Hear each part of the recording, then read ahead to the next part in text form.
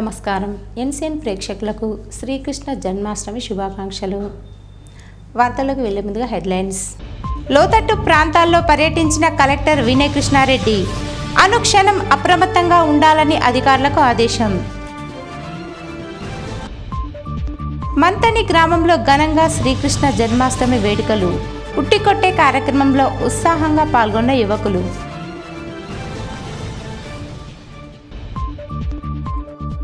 భారీ వర్షాల దృష్ట్యా అధికారులు అందుబాటులో ఉండాలని సూచించిన అదనపు కలెక్టర్ అంకిత్.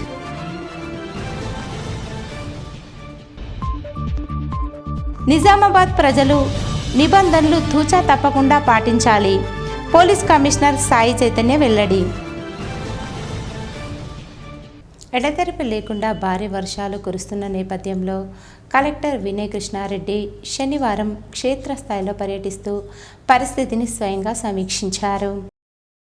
నిజామాబాద్ నగరం, బోధన్ పట్టణంలోని లోతట్టు ప్రాంతాలతో పాటు వర్ణి మండలం జలాల్పూర్ తదితర ప్రాంతాలలో కలెక్టర్ పర్యటించారు. జలాల్పూర్ వద్ద లో లెవెల్ వంతెనపై నుంచి ప్రవహిస్తున్న వరద జలాలను పరిశీలించారు. ప్రమాదాలకు ఆస్కారం లేకుండా జలాల్పూర్ బడాపహాడ్ మార్గంలో రాకపోకలను నిలిపివేయించాలని అధికారులకు సూచించారు. ప్రత్యామ్నాయ మార్గాల ద్వారా ట్రాఫిక్ను దారి మళ్లించాలన్నారు. చెరువులు, కాల్వలు, కుంటలు, వాగులలోకి ఎవరు కూడా చేపల వేటకు, ఈత కోసం వెళ్లకుండా కట్టడి చేయాలని కలెక్టర్ ఆదేశించారు. ప్రధాన రహదారులపై నుండి వరద జలాలు ప్రవహిస్తున్న చోట ఇరువైపులా పోలీసు బందోబస్తు నిర్వహించాలన్నారు. జిల్లాలో ఎక్కడ కూడా ప్రాణ నష్టం సంభవించడం, ప్రజలు, పశువులు వరదలో చిక్కుకోవడం వంటి అవాంఛనీయ ఘటనలు చోటు చేసుకోకుండా ముందస్తుగానే అప్రమత్తతతో కూడిన చర్యలు చేపట్టాలని కలెక్టర్ సూచించారు. 2 రోజుల పాటు జిల్లాలో భారీ నుండి అతి భారీ వర్షాలు కురిసే అవకాశాలు ఉన్నాయని వాతావరణ శాఖ హెచ్చరికలు చేసినందున అధికారులందరూ తమ తమ కార్యస్థానాలలో ఉంటూ పరిస్థితులను నిశితంగా పర్యవేక్షించాలని హితవు పలికారు. భారీ వర్షాల కారణంగా ఎక్కడైనా ఇబ్బందులు ఏర్పడితే వెంటనే సహాయక చర్యలు చేపట్టాలని సన్నద్ధమై ఉంచారు. గోదావరి నదిలోకి భారీగా వరద నీరు వచ్చి చేరుతున్న దృష్ట్యా శ్రీరామ్ సాగర్ పరివాహక ప్రాంతాల్లోని ప్రజలు అప్రమత్తంగా ఉండాలని, పశువుల కాపర్లు, గొర్రెల కాపర్లు, చేపలు పట్టేవారు, రైతులు, సాధారణ ప్రజానీకం ఎవరు కూడా గోదావరి నదిని దాటే ప్రయత్నాలు చేయకూడదని కలెక్టర్ సూచించారు.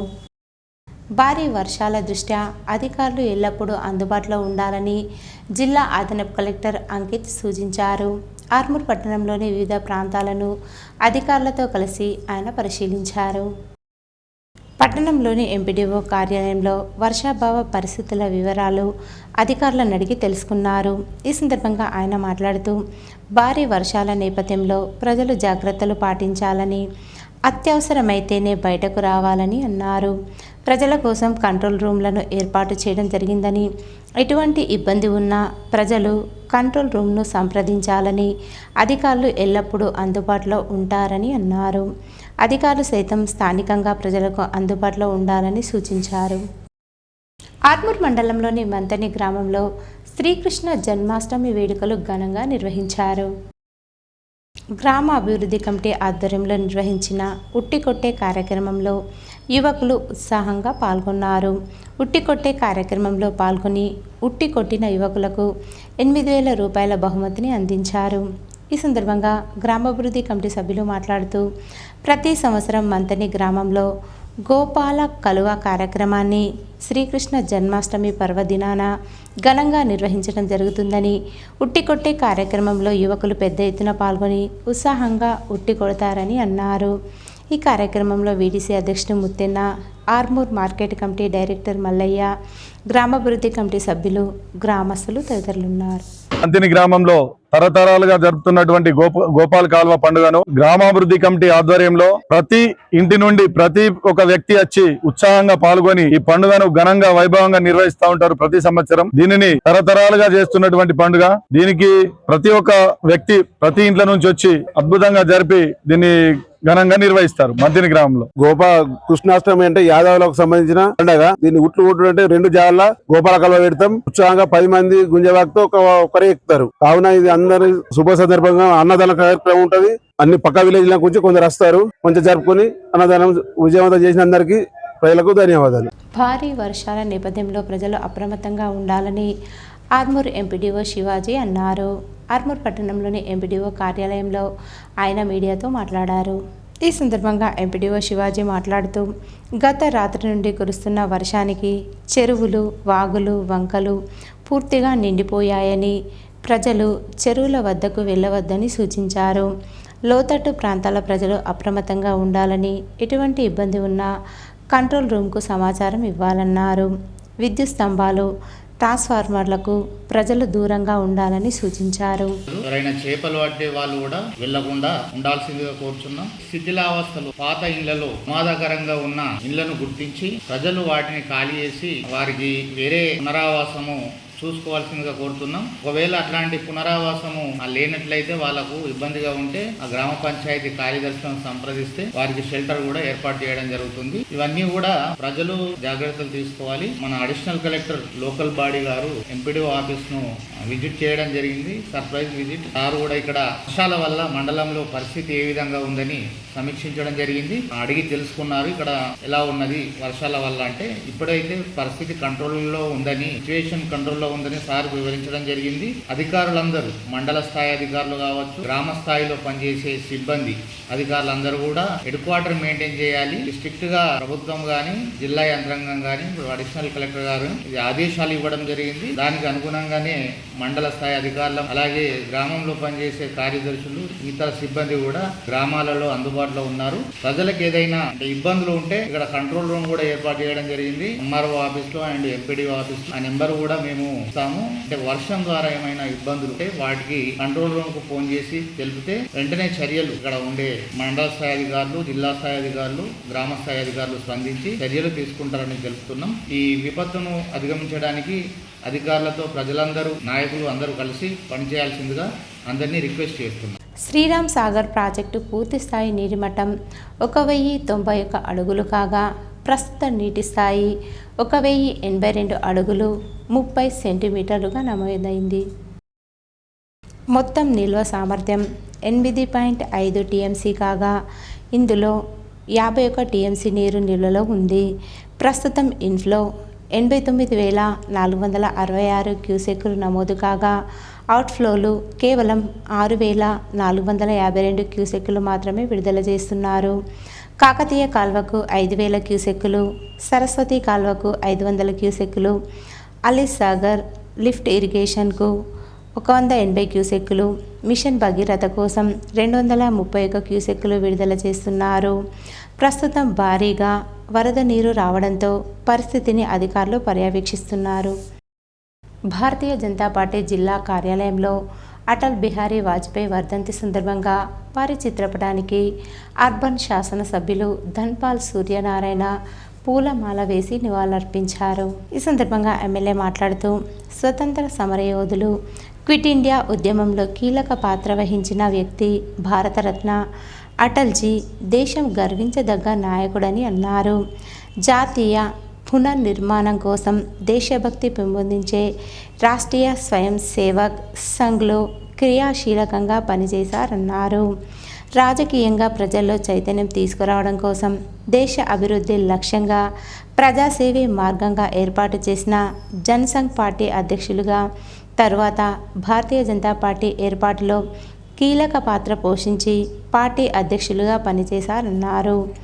మొదట 2 ఎంపీ స్థానాలకే పరిమితం ఉన్న పార్టీని ప్రభుత్వం స్వతహాగా ఏర్పాటు చేసేలాగా కృషి చేసిన గొప్ప రాజనీతిపరుడు అటల్జీ అని కొనియాడారు. 3 సార్లు భారత ప్రధానిగా ప్రమాణ స్వీకారం చేసి సుపరిపాలన అందించి చరిత్రలోకెక్కిన నాయకుడని, రాజకీయ భీష్మ పితామహుడుగా అటల్జీ రాజకీయ పార్టీలకు అతీతంగా అందరూ మెచ్చిన నాయకుడు అన్నారు. భారతరత్న, స్వతంత్ర సమరయోధులు, ఫిట్ ఇండియా కార్యక్రమంలో, క్విట్ ఇండియా ప్రోగ్రామ్ లో యాక్టివ్ గా పనిచేసిన అటల్ బిహారీ దేశభక్తి RSS లో కీలక పాత్ర పోషించిన వ్యక్తి. రాజకీయాల్లో దేశభక్తిని పెంపొందించాలని, రాజకీయంగా చైతన్యం తీసుకురావాలని, దాంతో పాటు దేశ పునర్నిర్మాణం జరగాలని మొట్టమొదటిగా జనసంఘ్ స్థాపించి ఆ తర్వాత భారతీయ జనతా పార్టీ దాంట్లో కీలక పాత్ర పోషించి జాతీయ అధ్యక్షుడిగా పనిచేసిన వ్యక్తి అటల్ బిహారీ వాజ్పేయి గారు. 3 సార్లు ప్రధానమంత్రిగా పనిచేసి ఆయన వాగ్దాటితోటి ప్రజలందరినీ కూడా ఆకర్షించి అజాత శత్రువు అటల్ బిహారీ వాజ్పేయి గారు. ఆయన ప్రధానమంత్రిగా పనిచేసినప్పుడే మౌలిక వసతులలో జాతీయ రహదారులు కానీ, మహిళా బాలికలకు విద్యా విధానం కానీ, ఈ రోజు కూడా ప్రధానమంత్రి నరేంద్ర మోడీ గారు వారి ఆశయాలకు అనుగుణంగా అన్ని రంగాల్లో అభివృద్ధి దిశగా ముందుకు భారతదేశం వెళ్తా ఉందంటే అది వాజ్పేయి గారు కానీ అద్వానీ లాంటి పెద్దలు చూపెట్టిన మార్గంలో ఈ రోజు మనం అందరం కూడా వెళ్తా ఉన్నాం. భీమ్గల్ శ్రీ సరస్వతి విద్యామందిర్ ఉన్నత పాఠశాలలో జన్మాష్టమి వేడుకలను ఘనంగా నిర్వహించారు. శ్రీకృష్ణ గోపిక వేషధారణలతో వచ్చిన విద్యార్థులందరూ భగవద్గీత శ్లోకాలను చెప్పారు. గోపిక శ్రీకృష్ణ వేషధారణతో వచ్చిన విద్యార్థులు చూపర్లను ఆకట్టుకున్నారు. అనంతరం అడ్మినిస్ట్రేటివ్ ఆఫీసర్ నర్సరెడ్డి మాట్లాడుతూ హిందూ పంచాంగం ప్రకారం శ్రావణ మాసంలో కృష్ణపక్షంలో వచ్చే అష్టమి తిథి నాడు కృష్ణాష్టమి జరుపుకుంటామని తెలిపారు. భాగవతం ప్రకారం విష్ణుమూర్తి దుష్ట శిక్షణ శిష్ట రక్షణ కోసం తన దశావతారాలలో 8వ అవతారంగా శ్రీకృష్ణుడిగా జన్మించాడని, శ్రీకృష్ణుడు తన చిలిపి చేష్టలతో జీవిత పరమార్థాన్ని వివరించారని అన్నారు. అనంతరం పాఠశాలలో జరిగిన కృష్ణాష్టమి వేడుకల్లో విద్యార్థులు ప్రదర్శించిన శ్రీకృష్ణ లీలలు, నృత్యాలతో పాటు గోపిక వేషధారణతో వచ్చిన బాలికలు ఉట్టి లాగుతుంటే శ్రీకృష్ణ వేషధారణలో వచ్చిన బాలురు ఉట్టిని పగలగొట్టే సన్నివేశాలు అందరినీ ఆకట్టుకున్నాయి.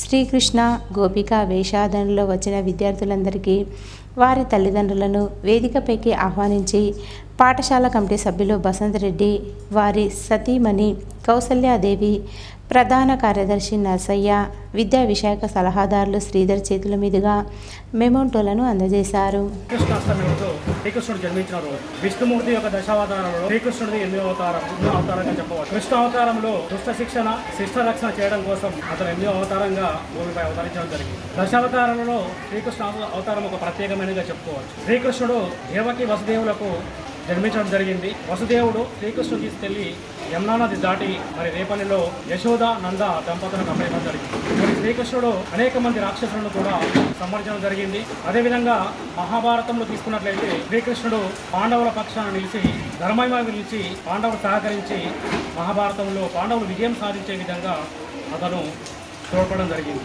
నిజామాబాద్ జిల్లాలో సిఐటియు కార్యాలయంలో ప్రజా సంఘాల ఆధ్వర్యంలో రౌండ్ టేబుల్ సమావేశాన్ని నిర్వహించారు.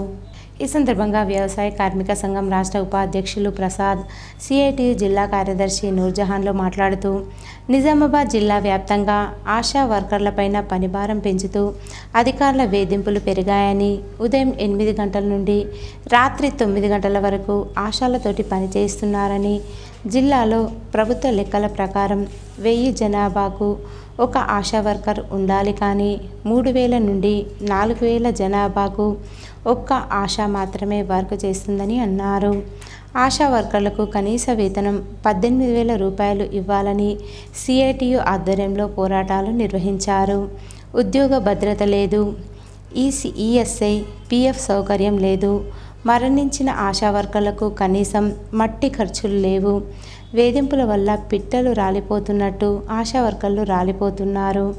ఈ సమస్యలను పరిష్కారం చేయకుంటే పోరాటాలను ఉధృతం చేస్తామని హెచ్చరించారు. సంవత్సరాల క్రితము పాత కలెక్టరేట్ దగ్గర స్థానిక సమస్యల మీద పోరాటం చేసినాం. పెద్ద ఎత్తున చేసినాం. ఒక 1000 మంది వరకు ఆశా వర్కర్లు వస్తే కలెక్టర్ కూడా గెరావు చేసినాం. కలెక్టర్ గెరావు చేస్తే అప్పుడే మన స్కూటం డబ్బులు మొయ్యము అనేది డిమాండ్ వచ్చింది. అది రాష్ట్ర వ్యాప్తంగా కూడా ఆ డిమాండ్. సమస్యల మీద కొట్లాడుతున్న సమయంలో దశలో అయితే జిల్లా వ్యాప్తంగా లేవా ఈ సమస్యలు అంటే జిల్లా వ్యాప్తంగా కూడా మానసికంగా ఒత్తిడికి గురవుతా ఉన్నారు. ఈరోజు ఈ వ్యవస్థలో మహిళల పట్ల ఒక చులకన భావం, కింది తరగతి ఉద్యోగుల పట్ల ఒక చులకన భావం అనేటువంటిది పైన అధికారంలో ఉన్నటువంటి మన వాళ్ళ మనస్తత్వంలోనే ఆ రకమైనటువంటి ధోరణి పెరిగిపోతాం. కారణం ఏంటంటే మహిళలు అనే వాళ్ళు పిల్లల్ని మాత్రమే పెంచాలా, పిల్లల్ని మాత్రమే కనాలా, మహిళలు అనే వాళ్ళు భర్తలకి మగవాళ్ళకి సేవ చేయాలా అనేటువంటి ఒక నానుడి గతం నుంచి కొనసాగుతుంది.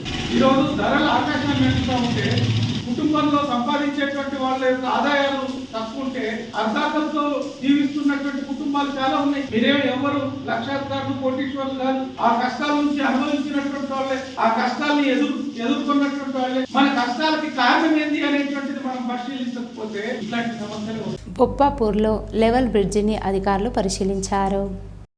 నిజామాబాద్ జిల్లా రుద్రూర్ గత 2 రోజుల నుంచి ఎడతెరిపి లేకుండా కురుస్తున్న భారీ వర్షాలకు రుద్రూర్ మండలం బొప్పాపూర్ గ్రామానికి వెళ్లే రహదారి వద్ద లో లెవెల్ బ్రిడ్జిపై నుంచి వర్షపు నీరు ఉధృతంగా ప్రవహిస్తుండడంతో బారికేడ్లు ఏర్పాటు చేసి రుద్రూర్ బొప్పాపూర్ గ్రామానికి రాకపోకలు నిలిపివేశారు.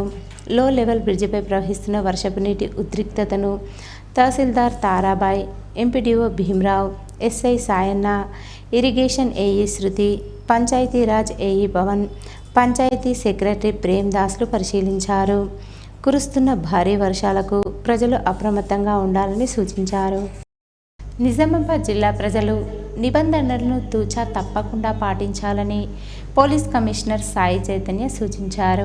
ప్రజలకు ఇబ్బంది కలిగించే విధంగా విగ్రహాలను ప్రతిష్ఠించరాదని, ముఖ్యంగా జనరద్దీగా ఉండే ప్రాంతాలు, పార్కులు, ఐలాండ్, ప్రభుత్వ భవనాలు లాంటి చోట్ల ఇటువంటి విగ్రహాలను ఏర్పాటు చేపట్టరాదన్నారు.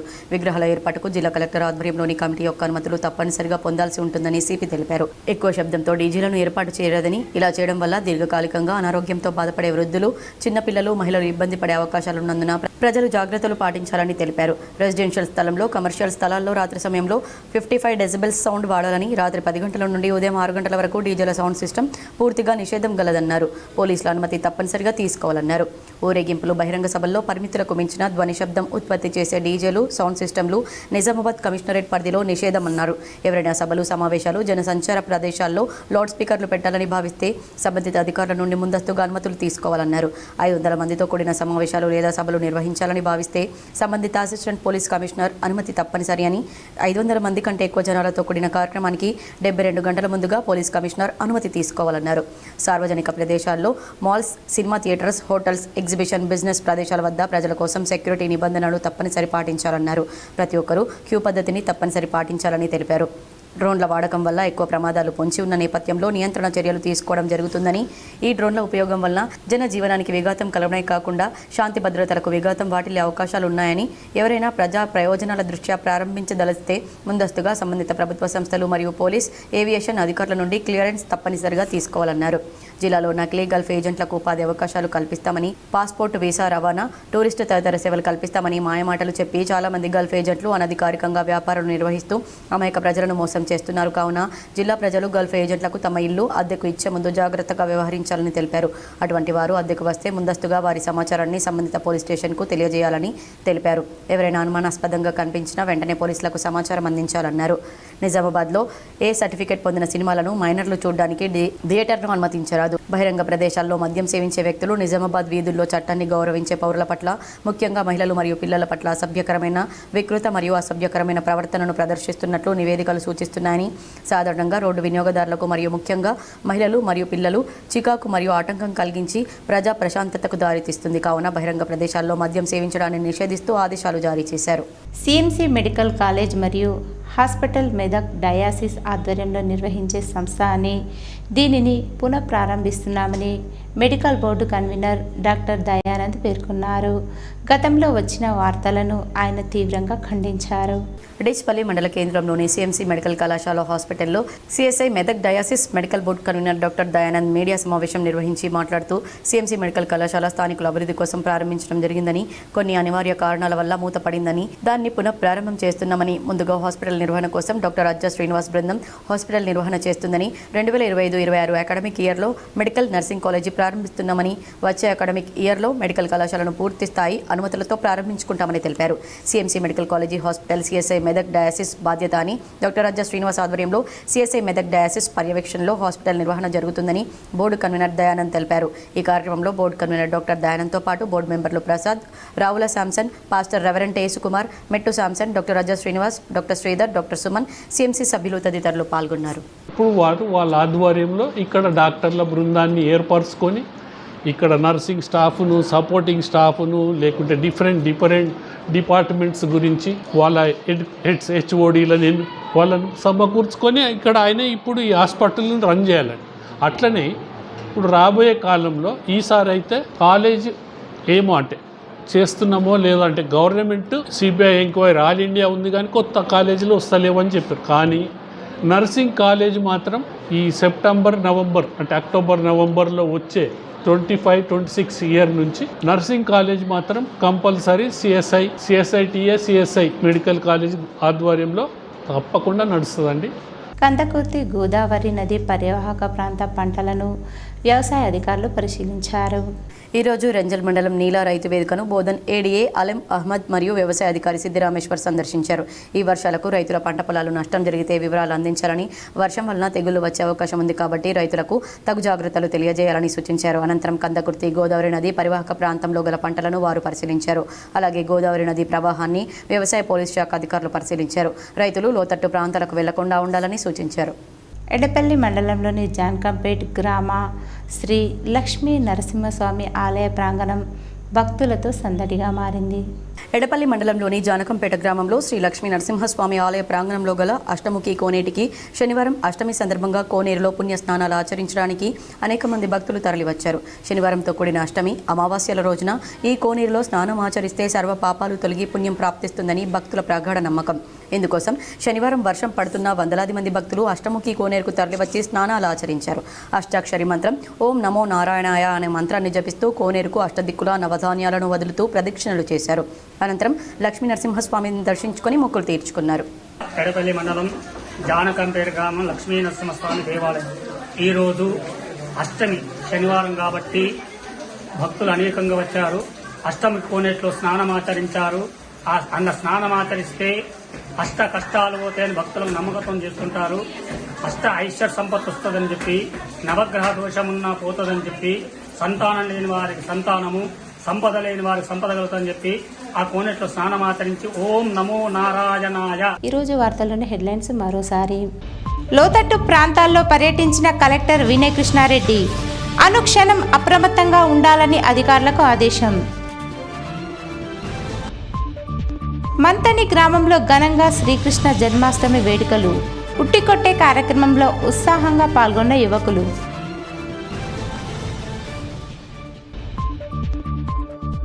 భారీ వర్షాల దృష్ట్యా అధికారులు అందుబాటులో ఉండాలని సూచించిన అదనపు కలెక్టర్ అంకిత్.